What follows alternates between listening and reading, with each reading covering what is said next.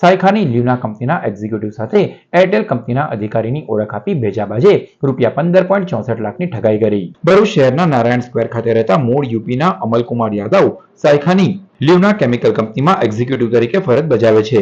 તેઓ પુત્રએ આપેલ એરટેલ કંપનીનો સિમ વાપરતા હતા. ગત તારીખ 25 નવેમ્બરે તેમના મોબાઈલ ઉપર એક શખ્સે ફોન કરી પોતાની ઓળખ એરટેલ કંપનીના અધિકારી તરીકે આપી હતી. જે બાદ તેણે ઉમેર્યું હતું કે તમે જે મોબાઈલ સિમનો ઉપયોગ કરો છો તે પંજાબ રાજ્યનો છે. તમે ગુજરાતમાં રહેતા હોવાથી તમારા મોબાઈલમાં પિનકોડ અલગ બતાવે છે, જેથી તમારો પિનકોડ બદલવા માટે સિમ કાર્ડ 3 દિવસ બંધ કરવો પડશે. તેઓ નોકરીએ જતા ત્યાં પહોંચી પોતાનો મોબાઈલ પર રિંગ મારતા તે બંધ આવ્યો હતો. બાદમાં 30 નવેમ્બરે તેમના પુત્રના નામે બીજું સિમ લીધું હતું, જે તેમના મોબાઈલમાં નાખતા તેમાં જૂના નંબર પરનું વોટ્સએપ એકાઉન્ટ ચાલુ હોય તેમાં મેસેજ જોતા તેમાં બજાજ ફાઇનાન્સનો 2 લાખ ડ્રોડાઉનનો મેસેજ આવ્યો હતો. તેની જાણકારી મેળવી તપાસ કરતા તેમનું સિમ કાર્ડ બંધ કરાવી કે હેક કરી કોઈક રીતે ગઠિયાએ તેમના એકાઉન્ટની વિગતો મેળવી લીધી હતી.